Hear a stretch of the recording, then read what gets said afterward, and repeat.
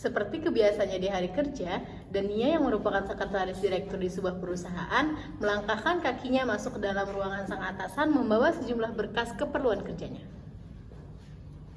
Permisi Pak. Ada apa cantik? Pagi Pak, saya ingin mengatakan berkas yang selalu tanda tangan dan tidak lama hari. Ada lagi? Sudah Pak, itu saja saya permisi. Mau kemana sih cantik? Pak Freddy tolong menuliskan panjang. Dania, semakin kamu menolak saya, ketertarikanku padamu semakin memecahkan hati saya.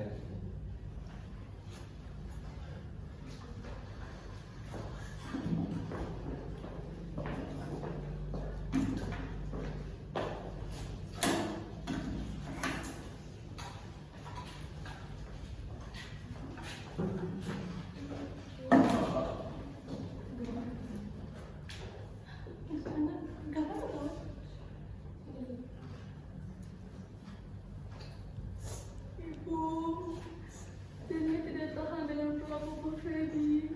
Dania capek. Tapi Dania nggak bisa nyerah gitu aja. Dania harus mau makan uang untuk mengobati operasi jantung ibu. Sore hari, para karyawan bergegas merapikan barang dan hendak meninggalkan kantor. Freddy kembali memanggil Dania lewat telepon.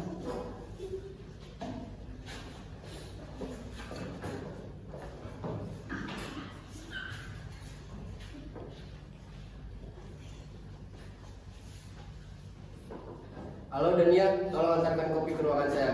Selain itu, ada sesuatu yang ingin saya bicarakan. Tak lama, Dania datang dengan membawa pesanan sang atasan. Permisi Pak, saya enggak perlu hal apa yang ingin Bapak bicarakan kepada saya. Sebelumnya terima kasih sudah membawa pesanan saya. Terkait hal yang ingin saya bicarakan, silakan kamu duduk terlebih dahulu. Tanpa mengatakan sepatah kata, Dania terduduk di kursi. Tak lama setelah Dania menaruh tubuhnya di kursi, Freddy mengambil telapak tangan sang wanita, si lelaki lalu mengungkapkan cintanya kepada Dania. Dania, saya mungkin seringkali menunjukkan ketertarikan saya pada kamu, tapi kali ini saya ingin mengungkapkan perasaan saya secara langsung pada kamu. Dania, tidak ada alasan saya untuk tidak mencintaimu. Pribadimu yang baik, parasmu yang cantik, itu alasan saya untuk menaruh hati pada kamu. Pak Freddy, saya mohon maaf, saya memang Bapak yang sebagai kesaksian saja itu tidak lebih. Kenapa Dania? Kamu takut sama saya? Saya tidak akan kasar sama kamu, jadi tolong perhatikan perasaan saya baik-baik. Sekali lagi mohon maaf Pak, saya tidak bisa. Saya mencintai orang lain dengan itu bukan Bapak. Alah, jangan bohong kamu Dania. Kamu hanya mencari alasan untuk menjauhi saya kan? Saya tidak berbohong Pak, saya tidak suka dengan perilaku Bapak. Saya risih ketika Bapak menyapa saya dengan batas. Saya harap Bapak bisa menghargai pilihan saya. Alasan apa lagi kamu? Bahkan saya sudah baik sama ini kamu. Bahkan saya mengobati pembiayaan ibu kamu. Tapi apa? Hanya ini alasan kamu, ah? Kamu pantas mendapatkan ini. Dengan nafas terengah, Freddy melihat Dania terjatuh dan tak sadarkan diri. Tersadar akan apa yang baru saja ia perbuat, Freddy panik dan mencoba untuk menyadarkan Dania. Dania, bangun Dania. Ah, Freddy bodoh. Tak lama dari itu, Freddy memanggil panggilan telepon kepada seseorang. Jack, cepat datang ke ruangan saya. Tidak usah banyak tanya, cepat datang ke sini, Jack. Jack pun terkejut, tetapi ia hanya bisa menerima perintah dari atasannya itu. Setelah membersihkan dan membungkus mayat Dania, Jack pun membawa pergi seperti apa yang diperintahkan Freddy.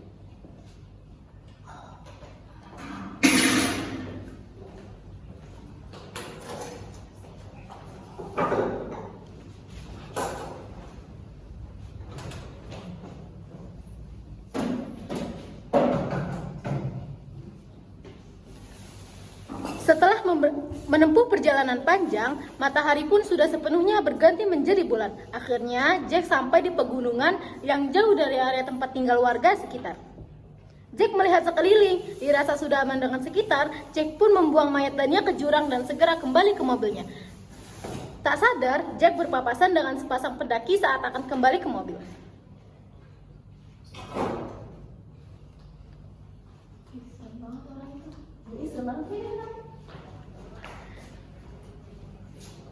Beberapa hari setelahnya, hari yang cerah untuk Indri dan Ayu menuruni gunung, juga sudah 2 hari berlalu sejak Ayu melihat sosok asing yang memakai pakaian serba hitam yang tak lain dan tak bukan adalah Jack. Dalam perjalanan menuruni gunung, sepasang pendaki itu mencium aroma yang sangat sedap berasal dari lembah samping jalur pendakian. Kamu cium bau sesuatu gitu gak sih? Iya, kira kamu mau angin. Enggak, es aja. Ya deh, maaf ya. Gimana kalau kita cari tahu sumber bau itu? Udahlah, pulang aja. Bentar doang ini, habis itu kita pulang. Ya deh, ayo. Lalu sepasang pendaki itu pun keluar dari jalur pendaki ke arah lembah dan mengikuti sumber bau yang dirasakan Indri. Setelah sampai pada titik bau, keduanya terkejut dengan apa yang mereka lihat. Ternyata bau tersebut berasal dari mayat Dania yang dibuang oleh Jack 2 hari lalu. Astaga! Mayat siapa ini? Kamu tunggu sini ya, aku mau ke pos dulu. Mau telepon polisi. Kamu ninggalin aku, ini aku takut. Sebentar doang kok. Kamu mau ini? Kamu mau yang ke sana? Mau sih. Ya udah makanya tunggu sini ya. Udah cepet ya. Iya iya.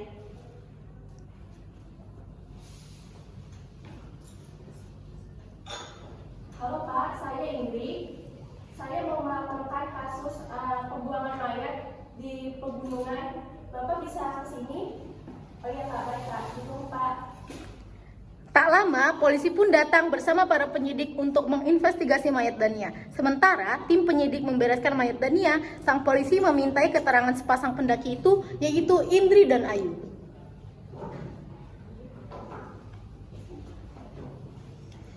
Jadi gimana kronologinya? Jadi saya sama rekan saya mau turun ke pendakian, terus kita mau tahu sesuatu gitu ya di tengah jalan. Ini mayatnya. Tapi situasinya maka ada orang lain. Saya ingat bahwa yang lalu kami berpapasan dengan seorang pria menggunakan pakaian serba hitam, terus di lengannya kayak ada noda merah gitu Pak. Saya yakin itu darah ya Pak. Oh ya udah kalian pulang aja. Jadi cukup untuk saya buat buktinya. Terima kasih. Kalian lanjut perjalanan. Terima kasih Pak. Akhirnya, para polisi dan tim penyidik membawa mayat Dania ke kota untuk menyelidiki lebih dalam.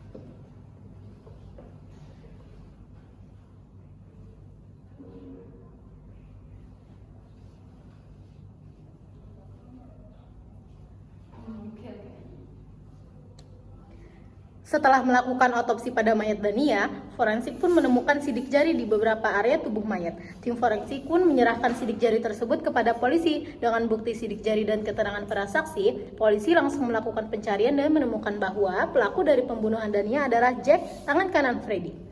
Polisi bergegas menuju kediaman Jack dan melakukan penahanan dengan surat izin. Akhirnya, Jack ditetapkan sebagai tersangka pembunuhan dan pembuangan Dania.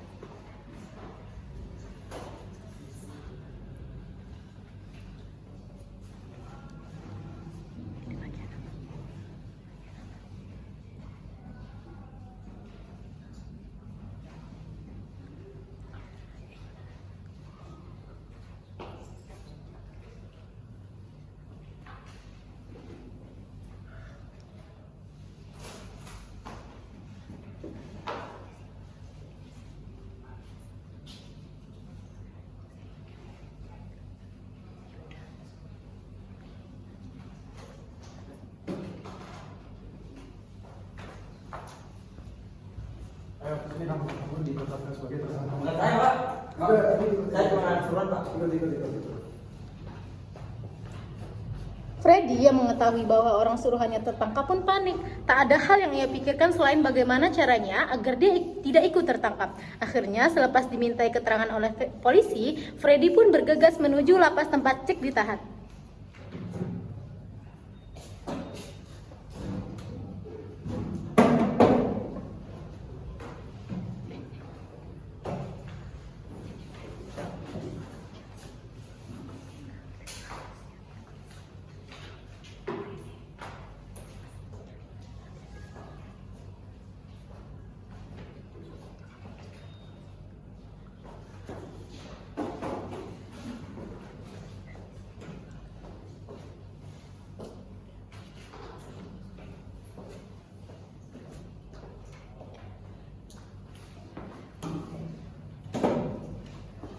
Jack, kamu tidak boleh mengatakan yang sebenarnya kepada pihak polisi.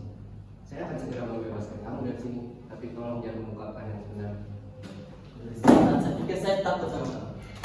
Saya tidak akan lupa bagaimana kamu menyertai saya dengan sebenarnya dengan perbuatan kamu. Lihat kamu, Jack. Setelah kesaksian Jack atas kronologi yang sebenarnya, polisi dan tim penyidik pun kembali melakukan penyidikan ke perusahaan milik Freddy untuk mencari bukti terkait pembunuhan Dania. Tak lama polisi menemukan alat tajam berlumuran darah yang ada di dalam laci meja kerja milik Freddy. Akhirnya polisi serta surat izin penangkapan Freddy pun untuk dibawa ke kantor polisi.